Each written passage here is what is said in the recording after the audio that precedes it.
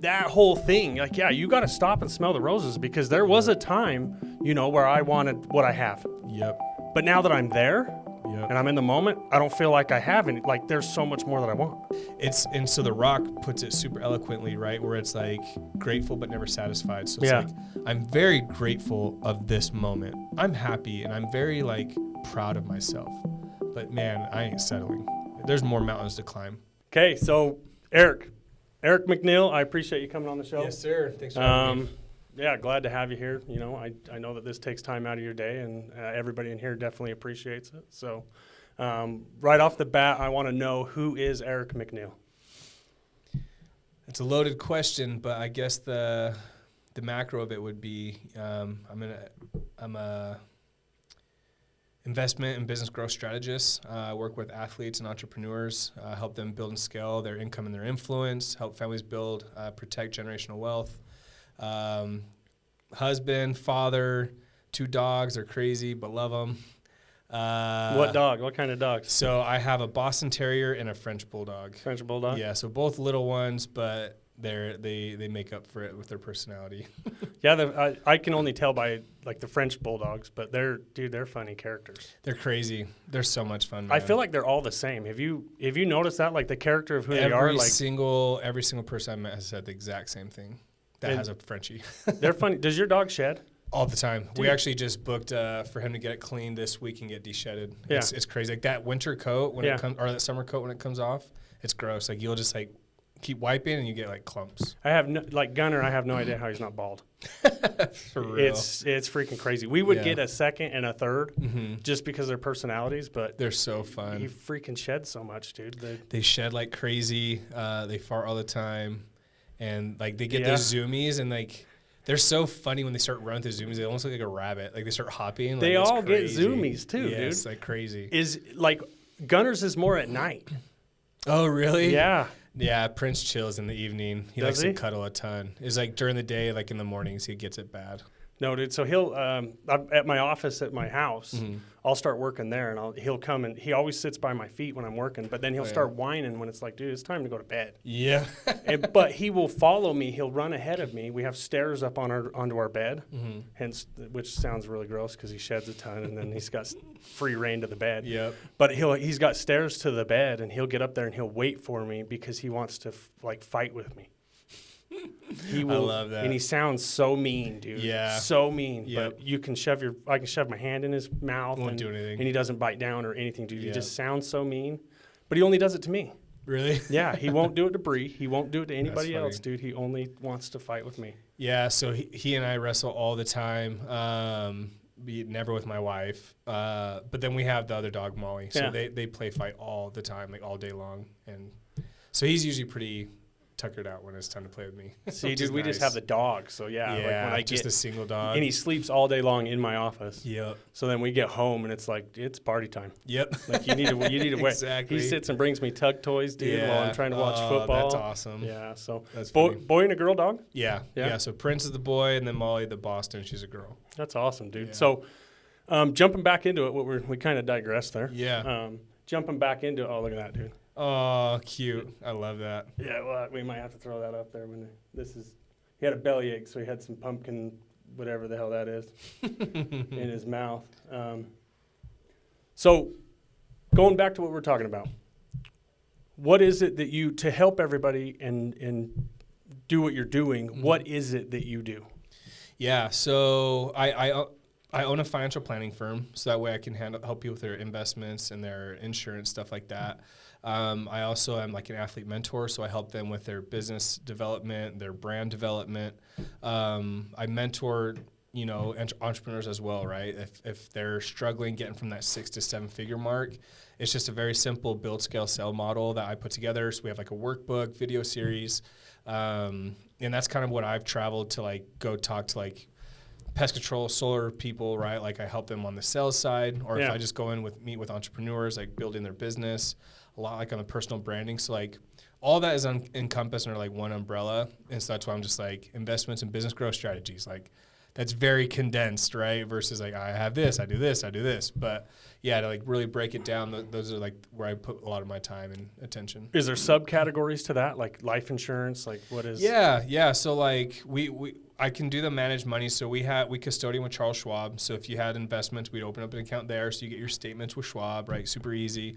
Insurance is great. I love leveraging life insurance, especially on like the whole life side. I feel like it's a great vehicle for investments, especially right now. Yeah. Like I just was telling my assistant this morning, I got an alert and it said, mortgage rates reach new high, inflation jumps again, reaches new high, stock market tumbles because of these two things.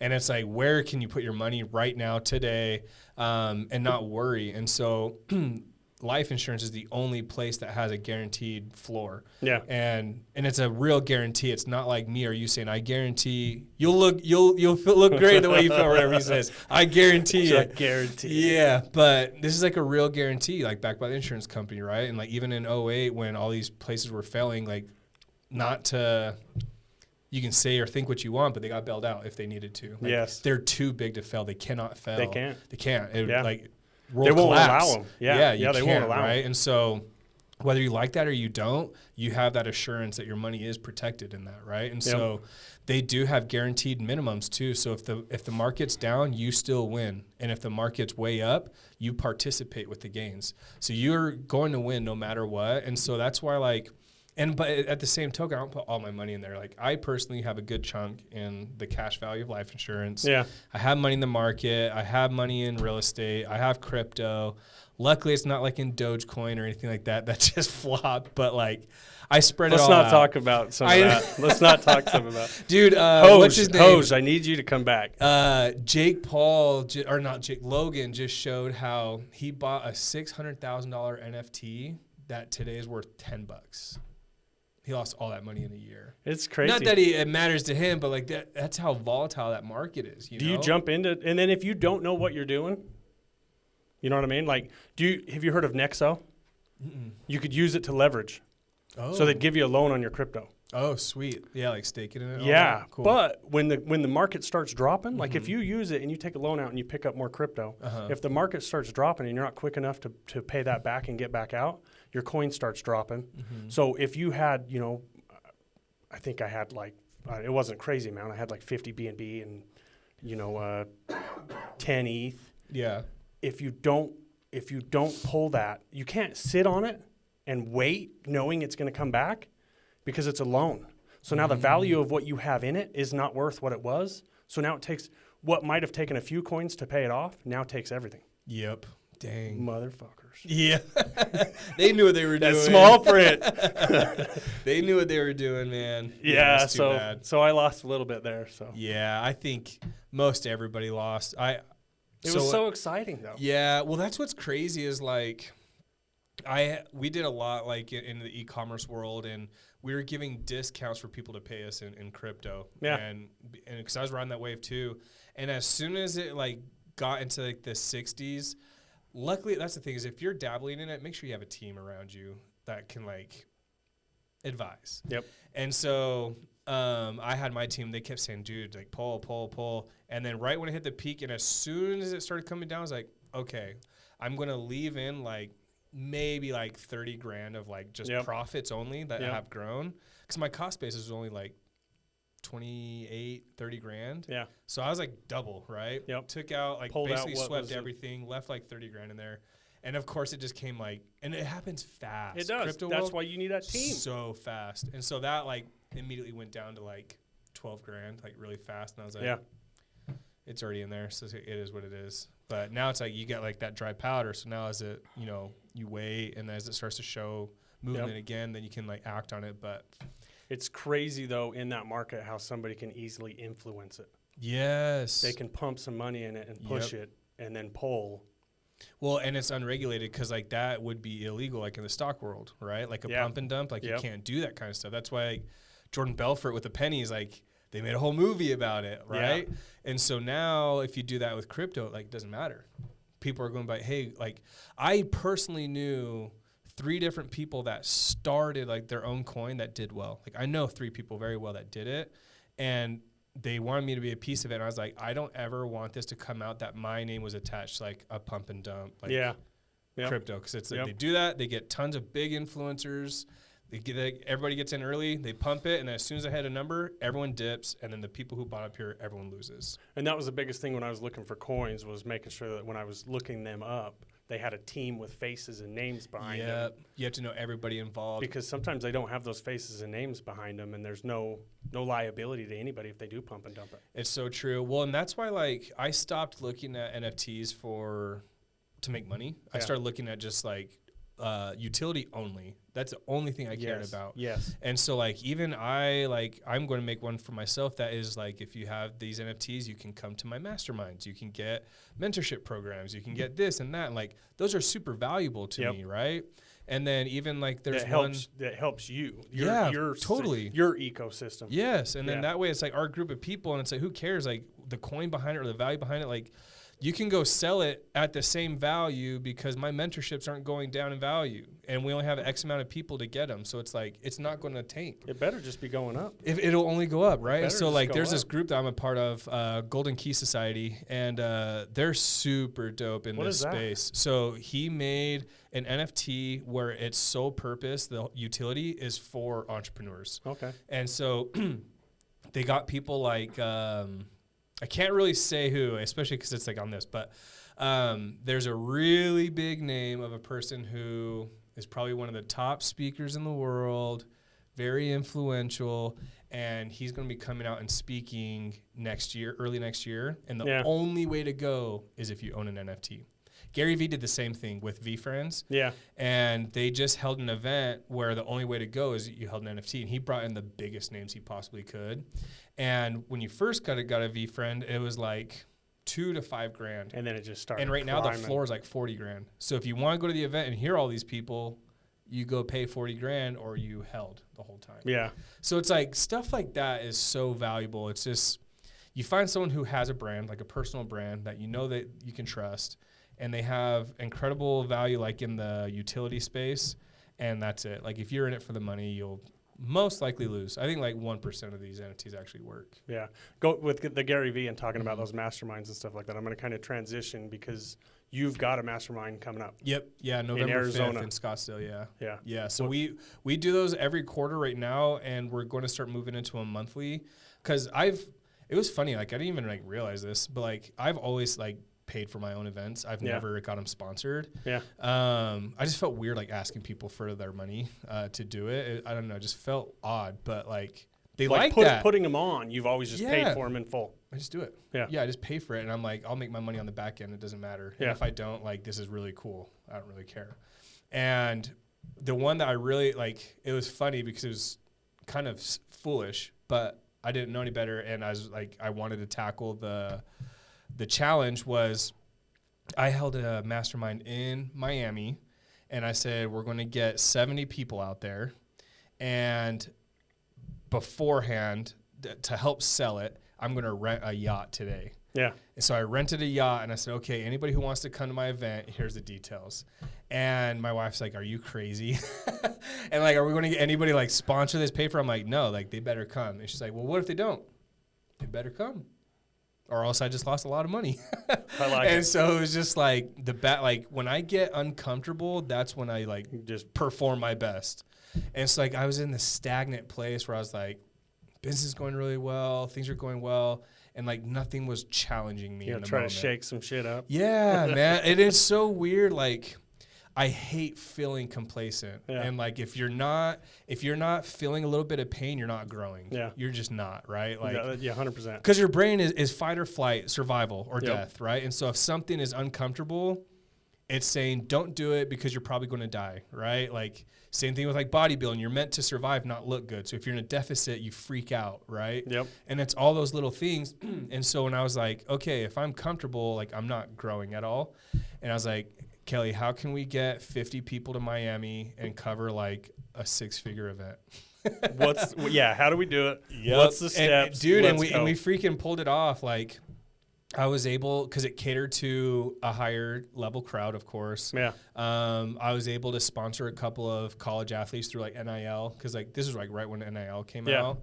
And so I was able to, that's like name, image, likeness. Giving back. Paid. Yeah. So like now these guys can get paid for their name, image, likeness. And I was like, hey, come to this event in exchange for like, get a picture with me and put it on social media. Like, I don't need like money or anything, right? Yeah. Like, take a picture. That's all I care about. And so we were able to build those relationships, and I was able to put these kids in rooms with like top tier businessmen and women and like go meet these guys. You know what I mean? And like, so it's really powerful for them. It's cool for me. Great for content. Did you get all 50? We got people to the venue. Yes, we hit our 50. What was how many was on the yacht? We had maybe like 25 or 30 because that was like that's the max, I think. Yeah. So I rented it for, I told my guys that it'll be 30 to 40 people on the yacht, and we'll try to get like, so 50, and then some of the people will come out. Yeah. And I was charging, like, I started my ticket sales at $15,000. Like, and it was crazy how it happened because I was on that yacht in like February, and we're pulling up, like getting like just going right back into, get it docked. Yeah. And I looked at my CFO and I was like, dude, I could like do like a dope mastermind on this. Yeah. And he was like, do it. And I was like, okay, I will. And I literally with him, I took a picture of me on the yacht, and I was like, who wants to come to a mastermind like in 6 months? And like, and I just started promoting it like crazy on IG. I didn't run a single ad. Everything was through my IG story.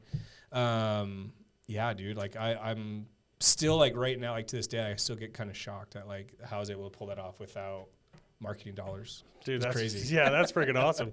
The mastermind you have coming up, how many people is going to that? So this one, we were looking at getting like a venue and trying to get like 300 people. Like I wanted to, because I'm from Arizona, I want to do something where like, guys, I've been gone, I've been able to grow a ton, like daddy's home, like let's bring everybody in here, right? Yeah. And so that was the vibe at first. But when it comes to value, if I just put them in the venue, you're going to get a lot of like hoorah kind of stuff, right? And then you leave and like that's it. Yeah.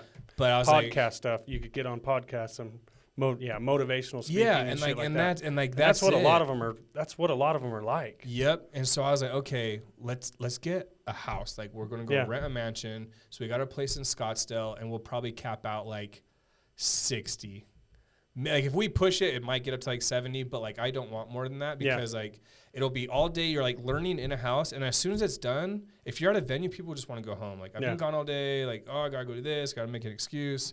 But if you're already in a house, like it feels like I've been sitting next to you all day, and then like now it's like after hours. I'm like, not gonna happen. Dude. What's up, bro? Like, what are you doing? Where do you live? Where are you from? Right now we're in a home. Yeah, and so it's like a much more controlled environment. And if you know me well, you know that like I genuinely only care about like my people connecting. And so for the last 2 years, for my birthday, I've held networking events. And so 2 years ago, we rented out the lodge in Lehigh. Yeah. And we got like 90 people to show up, and I brought in blackjack tables. And so we just had like a poker night. And I was like, all I want for my birthday is for everyone here to leave with a client. So just go meet people, go sit and play some poker, and then like go home with the client. Yeah. And it went really well. And so this last year I did it again, but at the Moxie Pest Control space. And so we're like bowling, playing basketball, pickleball. Bowling? How the hell were you bowling there? He has 2 lanes in his office. Are you kidding? Like full lanes? Regulation size. In his office? Yes. This place is massive. Dude likes to bowl. Bro, it's so sick. And then they had like a video game, like a movie theater in there. And so we hooked up like a Nintendo Switch, and I was like, whoever, like, and I brought in everybody, and I think like 80 people showed up to that too. Shout out to Moxie Pest Control, dude. Jason Walton's the man. I love that guy. He also has a dope podcast. Does he? Yeah, you gotta chat with him. Yeah. But we used this space, and then I bought a Nintendo Switch and Super Smash Bros. Yeah. And I was like, winner take all, winner gets the brand new Switch. And so everyone like fled into the room. We played for a couple hours, and like it was just a super good time. So like all that stuff, like I literally only care about my people winning. And so when it came to this event, it wasn't about how can Eric get clients. Yeah. It's how can like all of my people benefit from my growth. That's what you want in the end. Yep. Yeah. Totally. But I like that you're doing the educational side of it in that event, because a lot of those masterminds, it is just raw. Yep. You know what I mean? Look at that. Dude. Yeah. And it's there's a lot of those going on right now. Tons, man. So it's awesome that you're kind of going out doing the educational side of it too, and during the day. Because when we're there, like, so like in this Miami one, right? Like I brought in Nick Santonastaso. I don't know if you know who that is. I looked him up because of the Bradley podcast. Oh yeah. And you were like, I just say his name fast. I know. Yeah. He's like, and he like breaks it down. I'm like, don't break it down. It's just say it fast. Just and say like, it you fast. won't say it wrong. Yep. And he's such a stud, man. And so he came in and he spoke a lot about like mindset, right? So like that was like the things that where you can grow internally. And so like I pick individuals like that to like kind of close out speaking, but like in the middle, like that process, like I have multiple calls with the speakers and we really dive into like, what is the end goal? Like, what are we going to talk about? Because I refuse. That's why my masterminds are like the elite masterminds. Like we teach things that are very practical that like you can leave today and apply this and start making money. And so like I will go into, these are all the softwares I use. This is how I do my lead generation. Here's how I schedule my calls. Here's how I close. And then here's how I drip on them forever through my CRM. And here's everyone that I use. Here's when I hire people. And then that's just me. And then someone else comes in, like Walton. I was just talking about him with Moxie. He's going to be there. How did he grow to one of the biggest pest control brands in the country? Yeah. And then you have football players coming in. What did I do every single day to get to where I'm at to play in the NFL? And then once I got that platform, what did I do with it? There is value to there. There's so much value that like people don't understand. Like this isn't just a hoorah, come and like meet people here. Yeah. Literally, if like the whole point is to meet someone because that's when it becomes practical. But you could go and not meet anybody and still like walk away, get some information, and go learn how to make more money today. Yeah. Sometimes when I go to those events and you learn all day.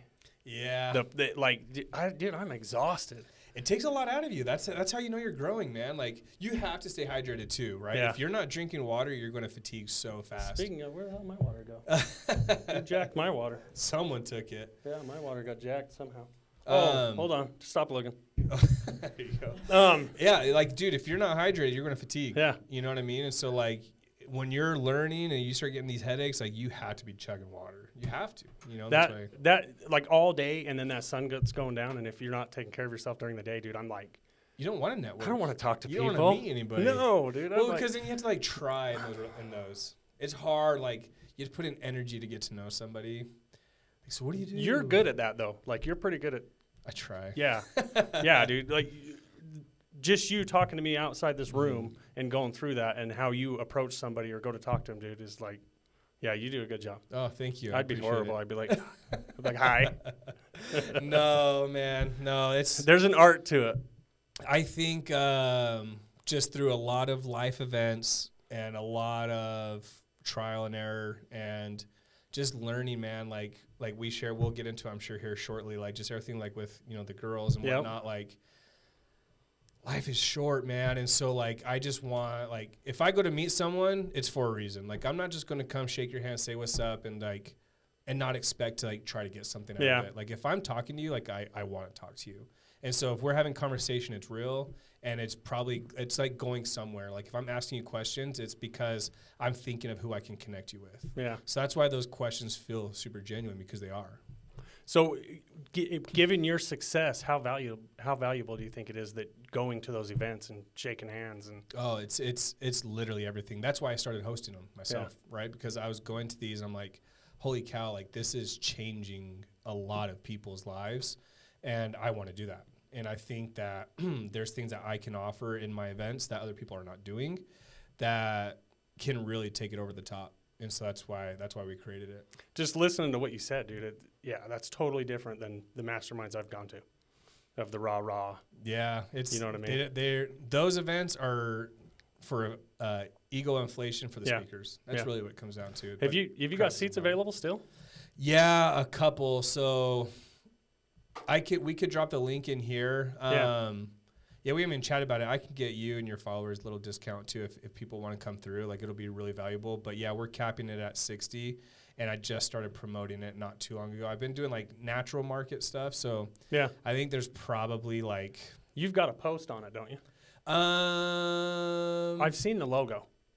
I probably did then, yeah. I swear there's a post. Yep. Oh, down right there. Right there. That one. That one. That's the one.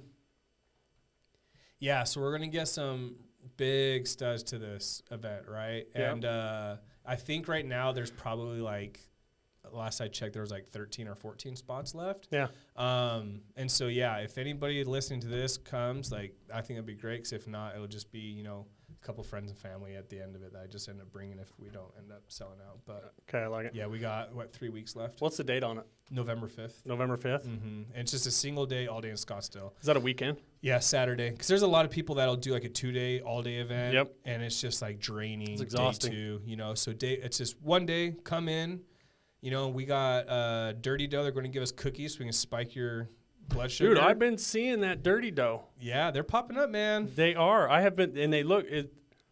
I don't even know what the hell it is. Is it like the shot glass looking things? No, so Dirty Dough, they do the cookies. Yeah. So it's like your chips, crumbles, stuff like that. I might be plugging somebody else right now thinking that's who it is, dude.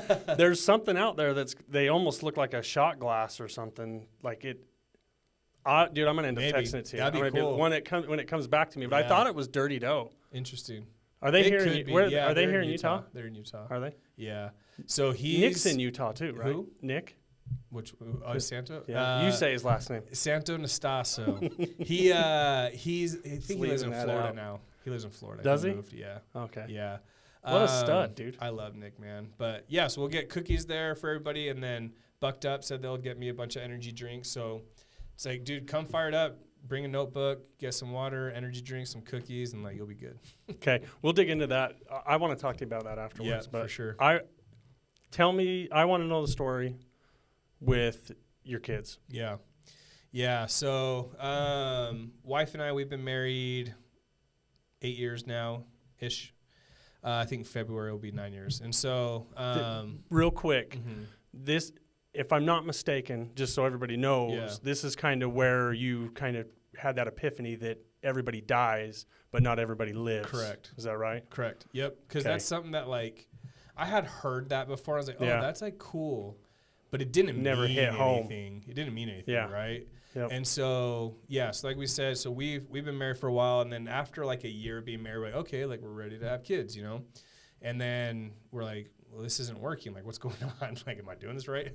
And and so like we're going through this period, and then we're like, okay, and we find out, you know, we had to go through like fertility treatment. So we go through and we get, you know, our IUI the first time, and it works. And we find out we're going to have twins. And so we are approaching that 6-month mark, so heading into the 3rd trimester.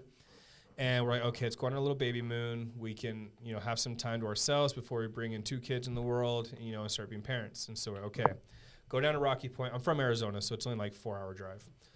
Go down to Rocky Point, and we're there for a week. And the last morning, it was probably like 4 or 5 in the morning, and I kind of like wake up. My wife's like pacing back and forth. I'm like, "What's going on?" And she's like getting a little bit hysterical, and I was like, "Oh my gosh, like what's going on?" And she's like, "I don't know, like something's wrong.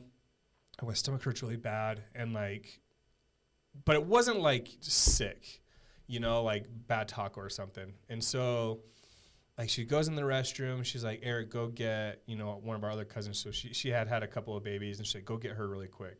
I go and get her. I was like, "Hey, like, my wife thinks she's in labor." And she's like, "What? Like, you guys are like 6 months. Like, how?" Goes in the bathroom, goes and meets with Kelly, comes back out, and she's like, "Yeah, her water just broke." And I was like, what the heck? Like, we're in Rocky Point. How?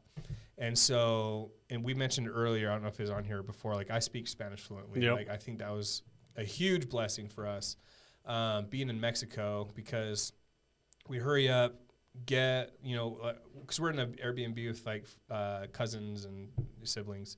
We all get in together, and we just like take off. There's no hospital there. Like, the only thing somewhat available is like an urgent care.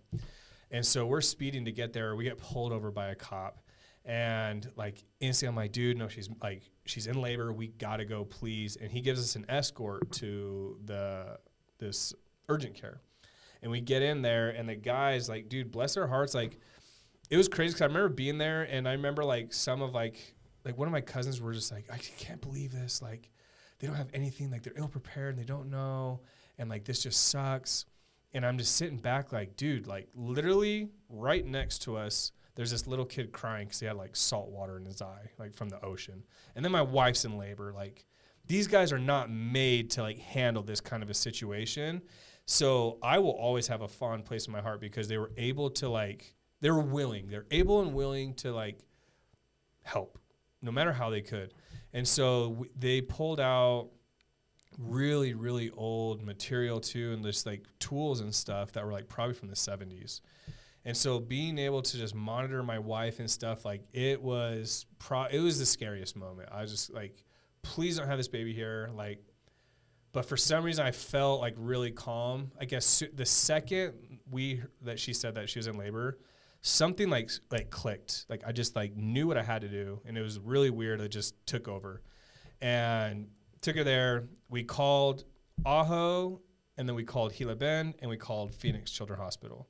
And these guys, as soon as they could kind of figure Kelly out, got her in the ambulance, took her to the border, transferred us to Gila Bend, and then a helicopter arrived like as soon as we got there.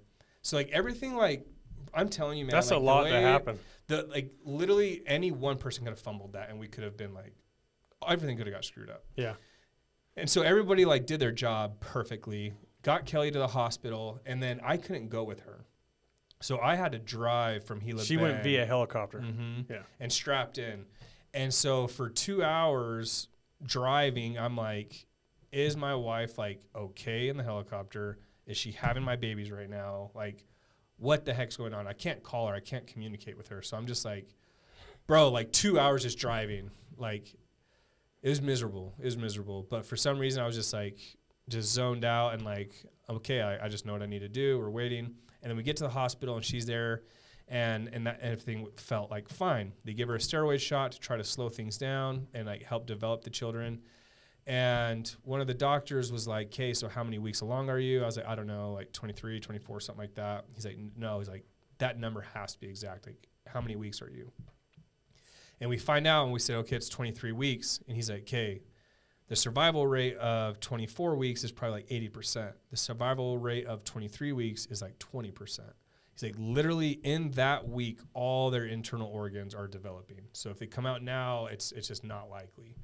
And I'm like, holy cow, like that's where you start to learn how incredible and like how big of a blessing and gift like children are. Like the way that they're created and developed until birth, and then a healthy birth, like how big of a blessing that truly is. People don't understand. So many things that have to happen. So many things have to happen that we can't control. Yep. And so they tell us that, we're like, okay. And they're like, all right, baby's coming. And so we go in, we deliver our first baby. And it was so weird, man. Because like immediately, as soon as our first baby was born, they had to do CPR, like right away. And for some reason, I was like, I don't know if I was protected like mentally or emotionally from that. But as soon as like I saw it happening and they brought the baby, like my baby over, and I was just like, oh my gosh, like my baby's here. I'm a dad. I'm like so excited. I like taking pictures, like sent to like my cousins, my friends, my guys, like my baby's here. And they're like, what are you talking about? We didn't even know you like had a baby. Like, what the heck? And I'm not realizing how traumatic, like how bad this situation is. I'm like just excited. You were excited. Just so excited. That's it. And then. And you're having twins. Mm-hmm. So only one, and again, I never can tell it quite as, because I don't understand as well as my wife, right? But, you know, they have their own separate sacs because they're two different babies, and the one water broke and the other did not. And so they said it was caused by bacteria, whether the bacteria happened and caused it to break or if something caused it to break, which caused the bacteria. One or the other, we'll never know. And so our first baby's born, and Kelly's kind of out of it, and she just starts crying. She's like, I don't want our girls to grow up having different birthdays. Because they were like, do you want us to force, you know, pop the sack and the baby come out? Or they're like, it would probably be best to let this baby go full term. Like, that's obviously best case scenario. And Kelly's just like, no, I don't want that. And I'm just like, Kelly, we have to do what's best for like you and the babies. And she's like, okay, like sad, but like, yeah, I get it. And we go back to the room, and like literally as soon as we get to the room, water broke. And I'm like, holy cow. And like, okay, I guess we're having their second baby now. And like, maybe they heard something. They got to be together, which we like through this whole process firmly believe like they had to be together, man. You know what I mean? Yeah. Just like with what happened that week, they had to be together. And so we come back, our second baby's delivered.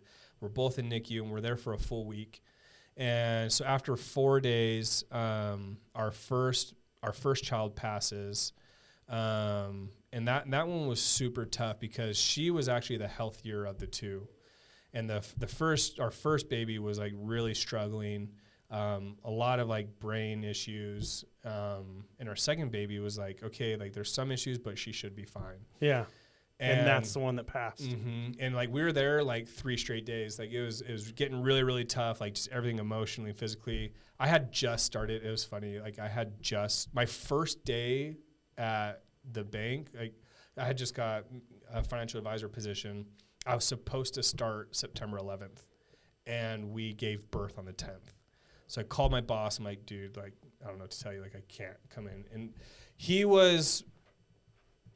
I can't believe how incredible like this guy was. I've never even told this part of the story, like him as a manager. Like I will always like love and admire this guy for like the way he treated me, because he found out about all this, and I had never even met him in person.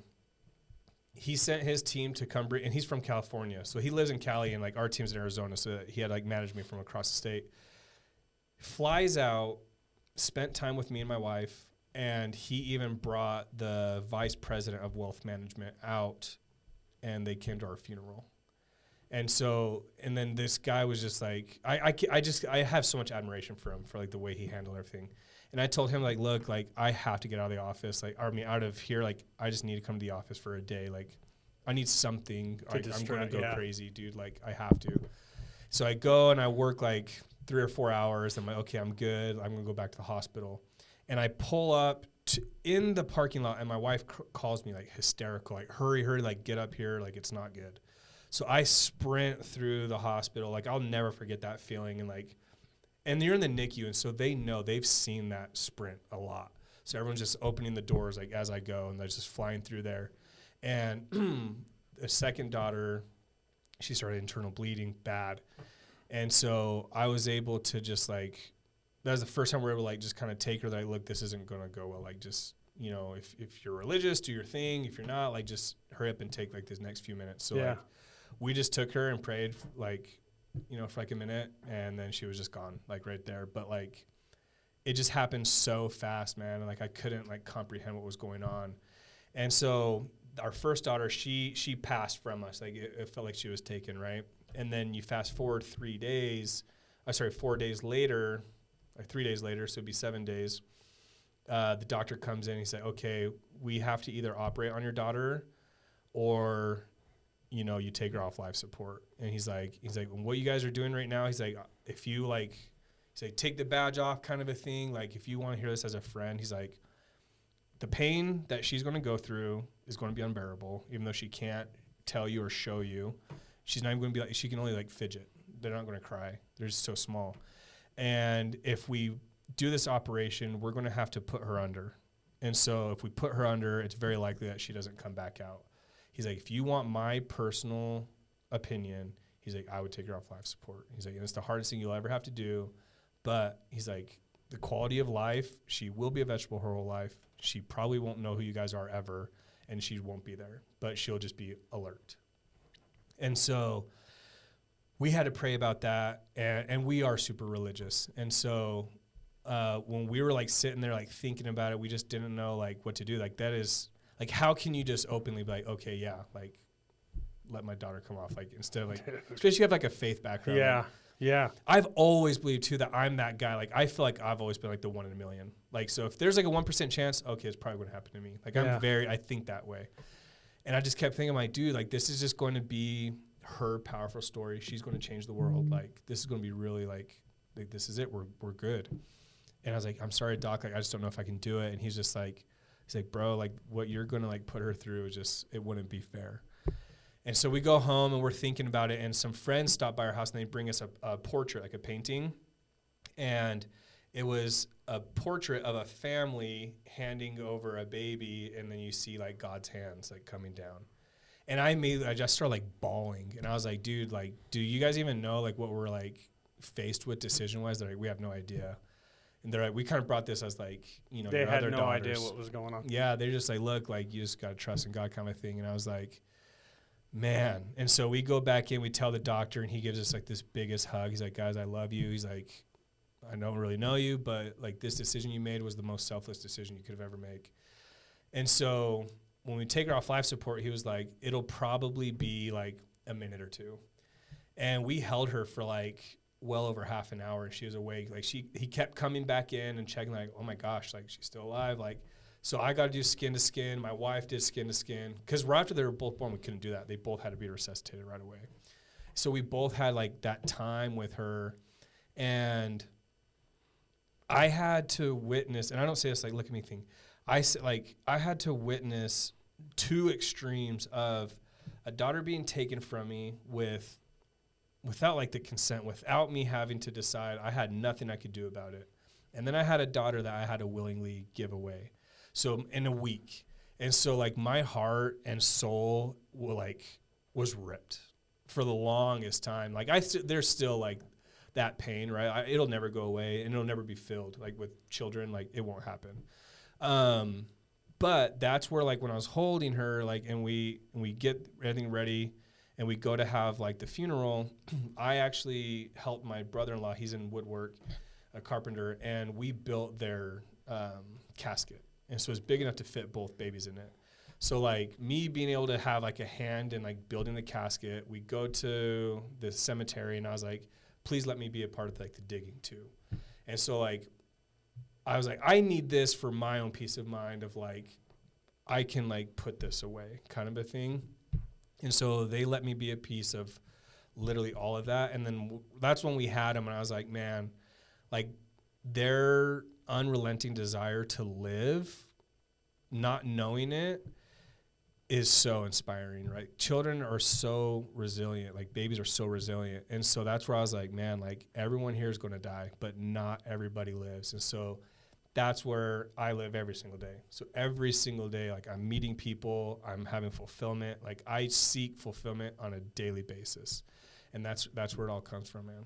Dude, that story gives me goosebumps. That's the third time I've heard it. And every time, dude, that I couldn't even imagine, dude. Couldn't even imagine. That'd be tough as hell. Yeah. Yeah, and that's where it sucks, right? It's like when you're married, you feel like you're the protector, right, for your spouse. And so seeing her go through, like, we can only comprehend, like, us as men, what that feeling is. And I know how hurt and damaged I am. I could not even imagine carrying your wife it. is. Yep, like that. Because, you know, women in general, even after having a baby, and like a healthy baby, you still get postpartum like depression, like bad. And to have to go through that, plus like the carrying and like that bond that you've had for the last 6 months, and then just being ripped, like I can't imagine on her side. How long ago was this? 2017. 2017. Mm-hmm. How's your wife doing? We control what we can control. Yeah, and that's it. And so there's still a lot of damage, still a lot of pain, but we still live. Like we both, like, that was like a pact that we made that day. It's like, okay, like we're not going to go, like we're going to take time to like grieve, of course. Yeah. But like we're going to live every single day, because like what is it going to do? Like get down to the black and white. We can't cry until they come back. Yeah. It's not going to happen. So what are we going to do to make them proud on a daily basis? And that's all we can do. Just continue moving forward. That's it. That's all you can do. Well, you guys got tattoos. Yeah. So this is on their headstone. So like I've even like put a picture. Oh yeah, there you go. Yeah. So we got the flower on their headstone, and then and that was the other thing too. Is like I just said, right? Like we're super religious. Like we don't drink, don't smoke. We've never had tattoos, and for some reason, man, like that day, I told my wife, so literally for 5 years, I was like, I really want something that like just keep them with me, like physically, especially because they're buried in Arizona. So they're not even physically like here close to us. And this was right before their birthday. So their birthday's in September. And for some reason, Kelly was finally like, yeah, I'm ready. Because she told me something. She's like, look, it's not about you. Like you have nieces and nephews that really admire you, and they are taught to not get tattoos and do these things. So I was like, you're so right. Like I have to like I want to live this example.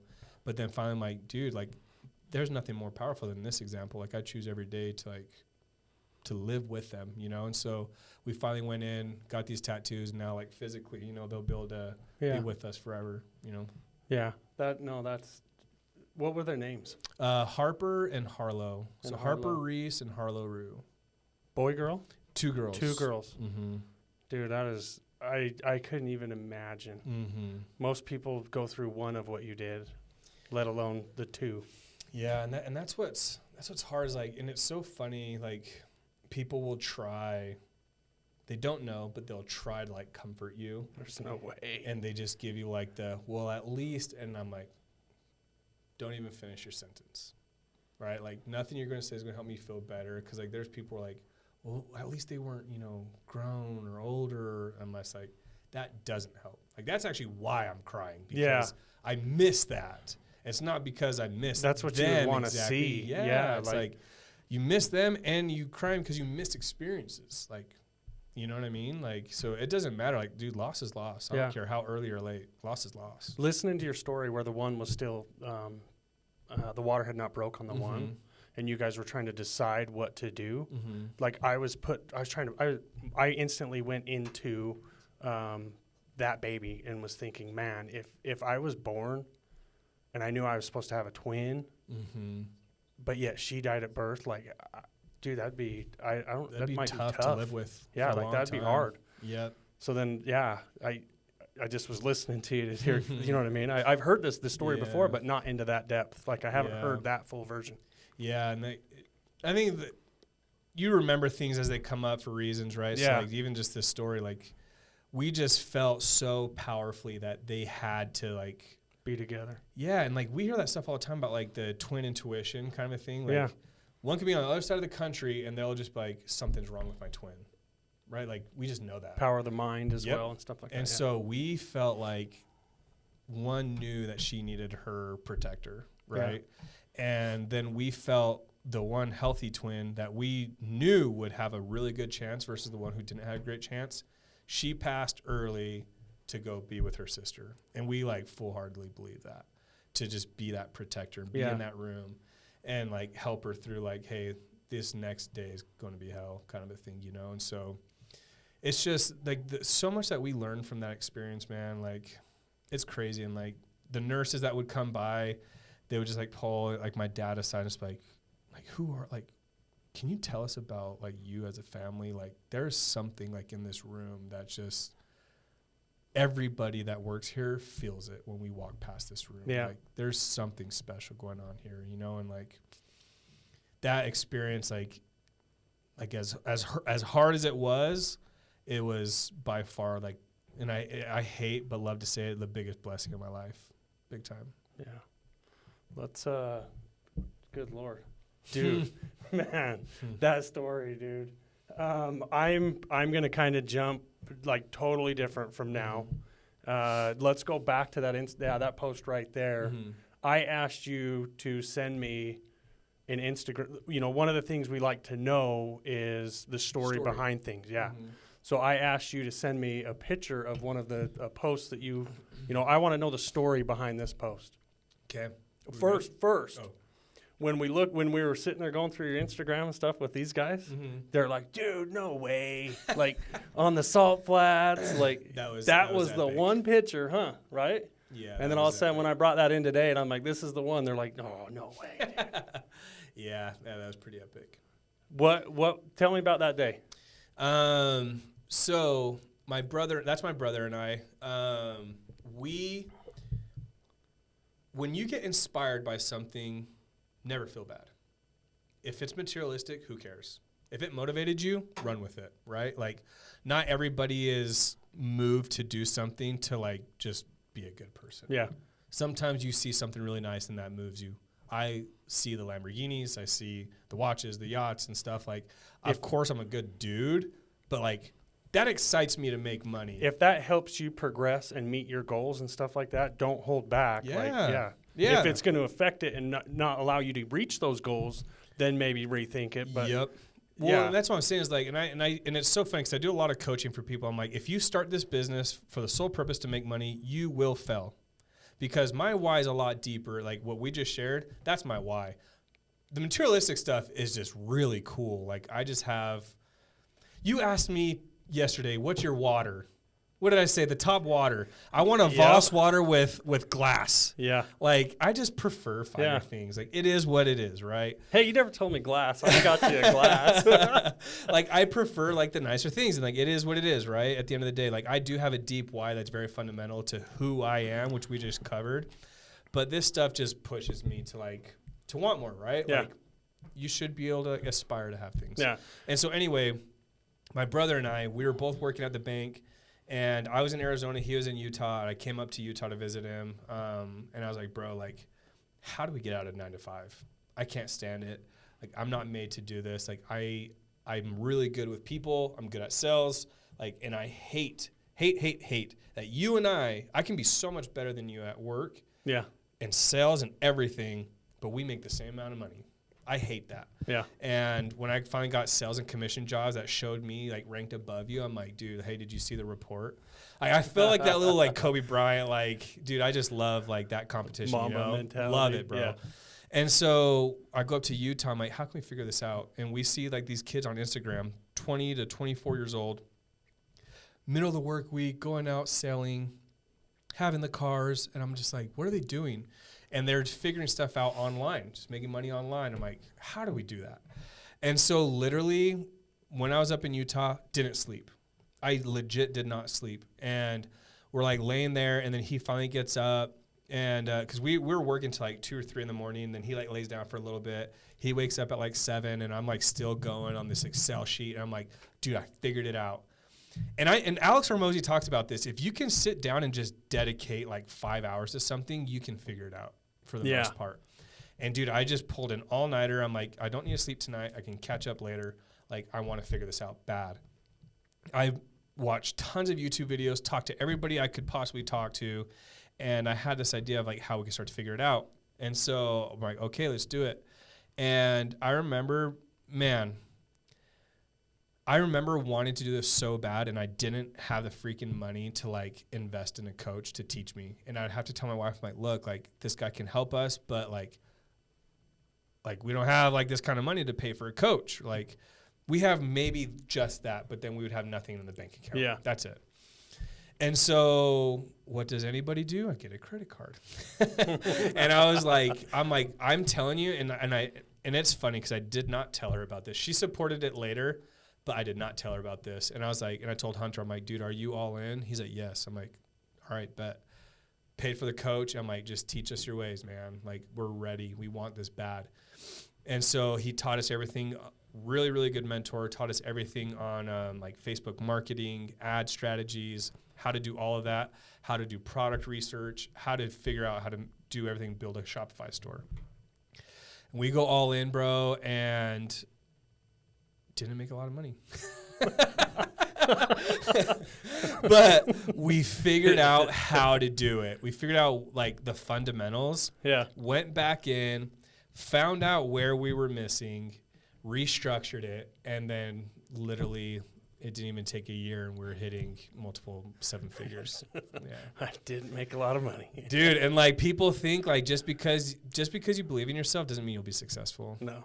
You know what I mean? Like everyone starts a business because they believe in themselves. Yep. This is gonna be the next big thing, right? And I just had I had a big ego. Like I knew how good I was, and I was like, "This is gonna be sick, bro!" Like we finally did it. Like I envisioned this picture. I literally envisioned this picture 5 or 6 years before it even happened, and I was like, and that drove me because I always thought that was only 6 months away. Yeah. Constantly, I thought that was literally going to like we'd come up with a product, and like it starts selling. Like, this is it, bro. Like, get ready, get that Lambo ready. And then it was just like, oh, it didn't really work. We made like 10 grand. I am a very optimistic person with a short-term memory, dude. Mm-hmm. And Yep. that helps out a ton with what you're talking about. Tons. And I feel the same way all the time. Like, no, we got it. Let's go. Yep. And then you get to that point, and it's like, no, this is why we can keep going. Let's go. Get it done. But yeah, I have the same mentality. You seek failure, man. Like I tell everyone, and I have like a weekly in that Discord group. We have a weekly Zoom call, and like I pray for these guys that they fail in business. Like I pray for to it. learn. You learn, man. Like nothing teaches you like failure. And really what failure comes down to is when you stop trying. That's when you like failed. Yeah. Failure is good. Like you're like a big dude and I just walked through here and you had like the gym and stuff. How do you get stronger? By working out. And you work out to what? You work out till failure. Yep. Right? Like how do you know what your max is if you haven't failed? If you haven't failed. Right? And so if you don't know your full potential in life, in business, if you haven't failed, how do you know your full potential? Yes, if you haven't failed, what's your potential, man? Yeah. It's like if you're not always pushing like that envelope, like that's why I got super uncomfortable and I booked that event out in Miami. I'm like, we're going to fill it up, and if we don't, then I'll learn how. Yeah, like that's it, plain and simple. Like what is my breaking point? And I've even done that in business. Like I keep stacking things on my plate until I literally had like an anxiety attack like 3-4 months ago. And I was like, okay, now I know like what about my limits are. And so I can like temper back a little bit and reallocate and put people on the jobs. We got Jacob, right? Like now I can start to like divide people out so I can like push a little bit more. Like maybe it's good, it's bad. I don't know. It works for me. It's worked for a lot of people in my circle. In the whole learning thing, it is what it is. You know, you do have to learn, because if you do put too much on your plate, then stuff's going to get neglected. Yep. That I've learned, I've figured out. Yep. I don't know if I figured it out yet, but I want to. Like I told you, next year my biggest word that I'm going to be saying is going to be no. Yep. Letting people know, you know, I got this and this that I do, and that is it. Because you can overfill your plate. Oh, easy. And then a ton of stuff gets neglected. Yeah, and it comes out somewhere, and that's where I was saying is like I've never in my life ever struggled with anxiety. Like as an entrepreneur, you feel it, right? You get a little bit anxious to get things done, of course, and like overwhelmed because something might not happen. But like I even put it in that post. Like if you gotta like read that, let me see it really quick. Yeah, what is it that close? What does it say on there? So people, can you blow it up? I can't read that far. My eyes are decent, but okay, there you go. People only see the cars, yachts, designer, jewelry, etc. No one sees the lost sleep, late night anxiety attacks, stress, tears, punched whiteboards, ripped up notebooks, antisocial weekends. They also don't see the peace from knowing we chose all that to get here. This ain't for everybody, and what's understood ain't got to be explained. It must be nice. Eric McNeil. It must be nice. Bro, like how many times you hear must be nice? Like I told you, we went out with that client on the helicopter on a Tuesday afternoon. My buddy calls me up at like 3 o'clock. Hey, you want to go out? Let's do it. Must be nice. Okay, well, you didn't see the must be nice for 6 years. Like, when you were ahead of me, must be nice. That title, the 5-year overnight success. Yep. That I read that, and that was the first thing I thought was, oh, that must be nice, Eric. Yep. 14-year overnight success. And that's what I'm saying. It's so funny. People are so concerned about other people's successes. Everyone's going to root for you until you've made it, and then they're just going to hate on it, right? And then you find out that your clients become friends before friends become clients. Like everything you're taught is so backwards, and people only focus on other people, right? Winners focus on winning, losers focus on winners. Like, but what they don't understand, though, is where you're at right now. You don't feel like you're there. Dude, I have imposter syndrome every day. Yeah, dude, we talk about that all the time, dude. Yes. The whole podcast thing and stuff like that, that is a real thing. Mm-hmm. Having imposter syndrome. Yep. It is a real thing. Dude, it's devastating. Like literally when I went out, like there's friends in my circle, and like I have this one dude that we have a very, very close bond, and one day he was like kind of talking about like his. Yeah. And then he was kind of like, dude, like I feel that like around you. And I was just like, oh my gosh, I feel that around you. And like, we just had this big old hug. I'm like, man, like we just need to stop, bro. Yeah. Like we're both killers. Like just respect what we're both doing. And like, I think to help combat that is just action. Yeah. You know what I mean? Like find out where you're lacking, go buy a book on it, go learn.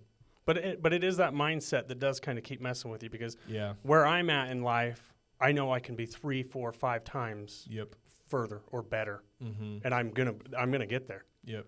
But if somebody else is looking at you and look, must be nice. It's like for me, you don't ever stop What do to, you mean, you know. must be nice? There was a time where I was looking. How does that saying go? Kind of look back. So there was a time before when you were seeing where you're at today, wishing you were there. Oh yeah, yep. I botched the shit No, out of that. but I know you know what I'm saying. saying? Yeah. Like that whole thing. Like, yeah, you got to stop and smell the roses, because there was a time, where I wanted what I have. Yep. But now that I'm there Yep. and I'm in the moment, I don't feel like I have any. Like there's so much more that I want. Yep. Well, that's what I'm saying is like right now is somebody's dream life. Yeah. Right. And like if you're trying to lose weight and you hate yourself, you're somebody's dream body. Exactly. Like, man, just stop. Like and so The Rock puts it super eloquently, right? Where it's like grateful but never satisfied. So it's like, I'm very grateful of this moment. I'm happy and I'm very like proud of myself. But man, I ain't settling. There's more mountains to climb. But like to the same token, today I'm good. Because I've done everything that I could possibly do up till now. And so if you're feeling this right now, if you're listening to this, you're like, dude, I get that too. You're probably not living up to your potential. And so what can you get out of your life to help you do that? Yeah. That's all it comes down to. Yeah, I like it. I like that. Real quick, one last thing, so I don't take up all your time, but your Discord. You have a Discord that people can get a ton of information from. Yep. That could help them. And it's free. Yeah. So the Discord that I built is, and I figured this out where in the NFT space, people were creating these communities, and I was like, everything about like, if you look at Facebook friends, Instagram followers, YouTube subscribers, it's community, right? It's like when people are trying to inflate their ego, like that's a separate matter. But if you just want community, people to engage with what you're putting out, like there is not a more organic place than Discord, plain and simple, because there's no algorithm. Like, you're in a community, everyone gets notified about everything. And I'm like, why do influencers not own their community? IG could get shut down tomorrow and I lose all 300,000 followers. And that's no good. Done. Yeah. Or they could just remove you. I could Andrew Tate, right? Like, yeah. You can just get canceled. 86. And you're done. You're just done, and right? you worked your ass off for those. Bro, know how much time and money, like just, you know what I'm saying? So like, and I put out this post the other day. I'm like, would you rather have 1 million followers on Instagram, or would you rather have 100 or 1,000 people paying you $100 a month? Take the people who are already paying you. Yes. They want you, right? Yep. And so now you give them anything, 1,000 raving fans. You give them information, they run with it. They will support you no matter what. These guys, who knows how you got them, right? Yep. And so that's what I was saying is like own your community. So I did that and I created 2 versions. So in the Discord, anybody can join for free. Come learn how to scale like your mindset, your business, investments. Like come get in a community to come network, plain and simple. And as soon as you join, come download $1,200 worth of ebooks and then you can leave. I don't care, right? Like if it's not free, it's not for you, but at least come and get free value, like a lot of value. And then if you like what you're seeing and then you want to hop on like our premium chats where like you can talk to me like one-on-one. You can have like the weekly Zoom calls with our groups. We do giveaways, meetups, all this stuff. Like anybody in my group is coming to the masterminds for free. Yeah. They don't have to pay. And so if that kind of stuff starts to speak to you, well then now come join it. And it's only $100 a month. Like that is nothing to be able to have access to that kind of people. And so I do the same thing with athletes and they do the same stuff. So it's like you want to join their community, you want free jerseys, you want to hop on Zoom calls with these guys. Like I build those communities for entrepreneurs and athletes. Love it. Yeah. Love it. So that's all in my IG. So it's in the link in the bio. You can just go find it and join there. Yeah. Anybody listening, this shit is real. Like this dude is a fucking stud. Absolute stud, dude. Thank you. I appreciate you taking the time out of the day to come in here. Yeah, I'm glad I did. Yeah. Yeah. So I appreciate it, dude. Yeah, Another handshake, brother. Yeah, of course, man. Hell Thank yeah. you.